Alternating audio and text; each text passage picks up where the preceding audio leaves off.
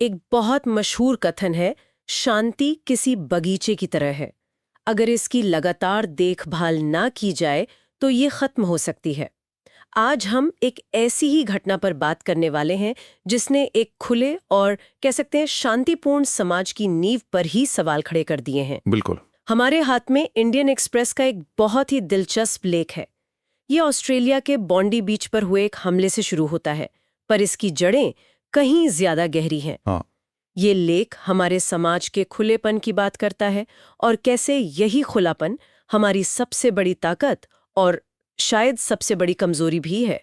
UPSC की तैयारी कर रहे श्रोताओं के लिए ये विषय बहुत महत्वपूर्ण है, खासकर जब हम समाज और आंतरिक सुरक्षा जैसे मुद्दों पर बात करते हैं।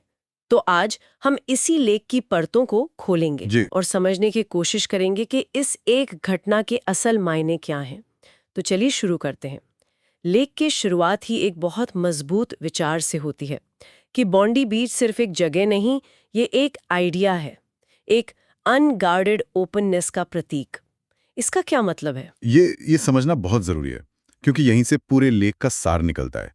जब लेखक बॉन्डी को एक आइडिया कहते हैं तो उनका मतलब है कि ये सिर्फ रेत और समंदर का किनारा नहीं है। अच्छा, ये एक ऐसी जगह का प्रतीक है जहां समाज बिना किसी डर के जीता है, जहां अलग-अलग बैकग्राउंड्स, अलग-अलग विचारों के लोग वो एक साथ आते हैं और नागरिक होने का मतलब निभाते हैं। आतंकवाद का असली निशाना भी यही होता है। उसका मकसद सिर्फ जाने लेना नहीं, बल्कि उस भरोसे को तोड़ना होता है जिस पर यह खुलापन टिका है। सही बात है। जब ऐसी किसी सिंबॉलिक जगह पर हमला होता है तो ये सीधा उस विश्वास पर चोट करता है कि हम सार्वजनिक जगहों पर सुरक्षित हैं। ये लोगों के मन में एक दूसरे के लिए शक पैदा करने की कोशिश है। मतलब हमला सिर्फ शरीर पर नहीं, बल्कि समाज की आत्मा पर होता है। बिल्कुल। और इस हमले की जो जानकारी दी गई है वो भी इसे और गंभीर बनाती है। लेख बताता है कि यह हमला 14 दिसंबर को हनुका उत्सव के दौरान हुआ जी। और ऑस्ट्रेलियाई अधिकारियों ने इसे साफ तौर पर यहूदी विरोधी भावना यानी एंटी सेमिटिक इंटेंट से प्रेरित आतंकवादी हमला माना है। ये कोई अचानक हुआ हादसा नहीं था। हाँ, और यही बात इसे और ज्यादा चिंताजनक बना देती है। ये हमला एक खास समुदाय को निशाना बनाकर किया गया, वो भी उनके एक ऐसे त्योहार पर जो खुद रोशनी और उम्मीद का प्रतीक है। ये एक वैश्विक ट्रेंड की तरफ भी इशारा करता है जिसे लेख में उठाया गया है कि कैसे उदार लोकतंत्रों में जिन्हें हम सुरक्षित मानते थे, यहूदी विरोध फिर से सिर उठा रहा है। हाँ, ये तो बहुत चिंता की बात है। ये इस बात का सबूत है कि नफरत फैलाने वाली विचारधाराएं अब सिर्फ समाज के कोनों में नहीं छिपी हैं, वो मुख्य धारा में आ रही हैं। बिल्कुल, वे मुख्य धारा की जगहों में घुसपैठ करने की कोशिश कर रही हैं। ये उन जगहों को निशाना बना रही हैं जिन्हें हम सब अपना और महफूज समझते थे। और शायद यही वजह है कि लेख के लेखक ने इसे भारत के अनुभव से इतने गहरे तौर पर जोड़ा है। जी। उन्होंने अपने कश्मीर के दिनों को याद करते हुए एक बहुत पर्सनल बात लिखी है कि सह अस्तित्व यानी एक दूसरे के साथ मिलकर रहने की कला कितनी नाजुक होती है। ये उन्होंने किताबों से नहीं बल्कि असल जिंदगी के नुकसान से सीखा है। हाँ, ये पढ़कर मुझे लगा कि ये असुरक्षा की भावना भारत में बहुत से लोगों के लिए कितनी जानी पहचानी होगी। बिल्कुल, भारत दशकों से इस सच्चाई के साथ जी रहा है। आतंकवाद का सबसे लंबा और गहरा असर यही होता है। ये धीरे धीरे लोगों का एक दूसरे पर से भरोसा खत्म कर देता है। लेख में जिक्र है कि कैसे बाजारों में, बसों में, पूजा की जगहों पर हुए हमलों के बाद रोजमर्रा की जिंदगी भी राजनैतिक हो जाती है। हर अजनबी पर शक होने लगता है। हाँ, हर लावारिस बैग से डर लगने लगता है। ये जो सहजता है, जो किसी भी समाज की जान होती है, वो खत्म होने लगती है। लेखक जब ऑस्ट्रेलिया में उस शांति को महसूस करते हैं तो उन्हें पता होता है कि ये कितनी कीमती और कितनी दुर्लभ चीज है। तो यहाँ पर एक बहुत बड़ी दुविधा सामने आती है। अगर हम इन हमलों से इतना डर जाएंगे तो समाज की प्रतिक्रिया क्या होनी चाहिए? लेख एक बहुत महत्वपूर्ण सवाल उठाता है कि हिंसा के बाद समाज का बर्ताव खुद हिंसा जितना ही मायने रखता है। ये संतुलन बनाना कितना मुश्किल होगा? ये सबसे मुश्किल संतुलन है। अगर आप जरूरत से ज्यादा प्रतिक्रिया देते हैं, हर जगह भारी सुरक्षा लगा देते हैं, हर किसी की जांच करने लगते हैं, तो आप उसी खुलेपन को खत्म कर देते हैं। बिल्कुल, जिसकी रक्षा आप करना चाहते थे। सार्वजनिक जगहें किले जैसी लगने लगती हैं। और अगर आप कम प्रतिक्रिया देते हैं तो उग्रवादियों को लगता है कि उनके कामों को कोई असर नहीं हो रहा और उन्हें और हिम्मत मिलती है। और इन दोनों से भी ज्यादा खतरनाक। इन दोनों से भी ज्यादा खतरनाक है जो लेख में बताया गया है, वो है आसान जवाब ढूंढना। मतलब जैसे ही हम किसी हमले को किसी एक धर्म या समुदाय से जोड़कर देखने लगते हैं, हम वही काम कर रहे होते हैं जो हमलावर चाहता था। अच्छा। हम खुद ही अपने समाज को बांटने लगते हैं और ये बंटवारा उस हमले से कहीं ज्यादा नुकसान पहुंचाता है। यहीं पर वो खुलापन वाला विरोधाभास सामने आता है ना? जी। कि जो चीज किसी लोकतांत्रिक समाज की सबसे बड़ी ताकत है, उसका खुलापन, उसकी विविधता, वही उसकी सबसे बड़ी कमजोरी भी बन जाती है। हाँ। समुद्र तट, पार्क, त्योहार, ये सब इसलिए शक्तिशाली हैं क्योंकि ये सबके हैं। ये इस बात का सबूत है कि अलग-अलग लोग एक साथ शांति से रह सकते हैं। और यही खुलापन उन्हें आसान निशाना भी बनाता है उन लोगों के लिए जो इसी सह अस्तित्व के विचार से नफरत करते हैं। देखिए, ऑस्ट्रेलिया का रिकॉर्ड इस मामले में काफी अच्छा रहा है। लेख में 1996 की पोर्ट आर्थर गोलीबारी का जिक्र है, जिसके बाद वहां बहुत सख्त बंदूक नियंत्रण कानून लाए गए थे। हाँ, मैंने भी पढ़ा था। उन कानूनों ने बड़े पैमाने पर होने वाली राजनीतिक हिंसा को काफी हद तक रोके रखा, लेकिन ये हमला दिखाता है कि ये सब कितना नाजुक है।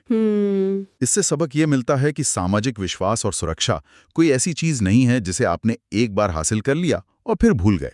इसे हर रोज, हर पीढ़ी को दोबारा कमाना पड़ता है। ये एक लगातार चलने वाली प्रक्रिया है। मुझे लेख की एक बात बहुत असरदार लगी कि बॉन्डी बीच जैसी सार्वजनिक जगहें इसीलिए जरूरी हैं क्योंकि यहीं पर समाज रोज एक दूसरे के साथ रहने का अभ्यास करता है। बिल्कुल। ये वो क्लासरूम्स हैं जहां अजनबी एक दूसरे से मिलते हैं और धीरे धीरे आदत और रोज के मेल जोल से विविधता सामान्य लगने लगती है। सही कहा। जब ऐसी जगहों पर हमला होता है तो उसका असर सिर्फ शारीरिक सुरक्षा पर नहीं होता, उसका असली असर साइकोलॉजिकल होता है। हमलावर का असली मकसद लोगों को एक दूसरे को शक की नज़र से देखने पर मजबूर करना है।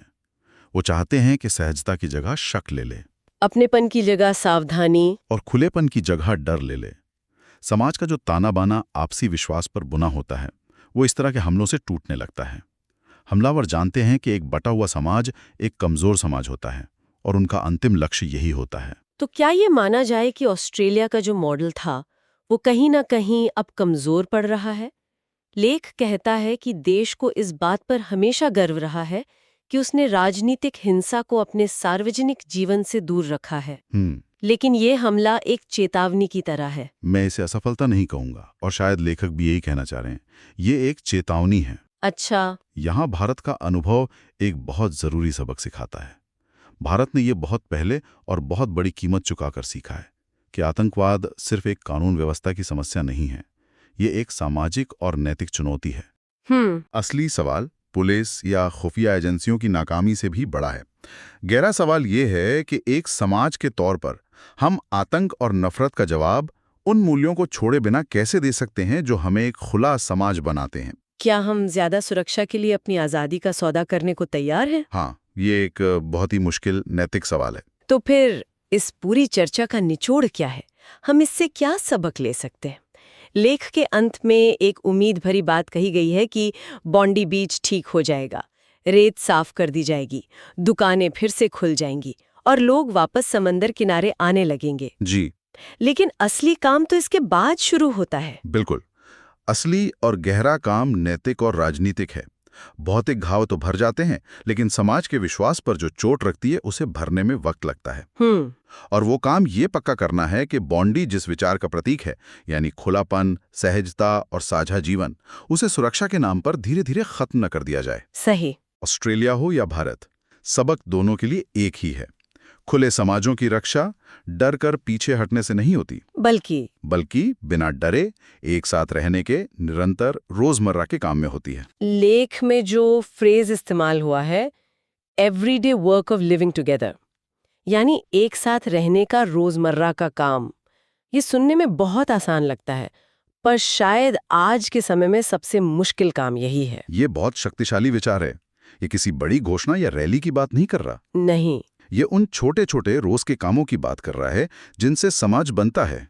एक दूसरे पर भरोसा करना, मतभेदों के बावजूद एक दूसरे का सम्मान करना और सार्वजनिक जगहों को सिर्फ सरकार की नहीं बल्कि अपनी साझा संपत्ति समझना, यही वो काम है जो नफरत की विचारधारा को हरा सकता है। आज की इस चर्चा से ये तो साफ है कि सार्वजनिक जगहों पर होने वाली हिंसा सिर्फ एक घटना नहीं होती। नहीं, ये हमारे पूरे समाज के लिए एक परीक्षा की तरह होती है।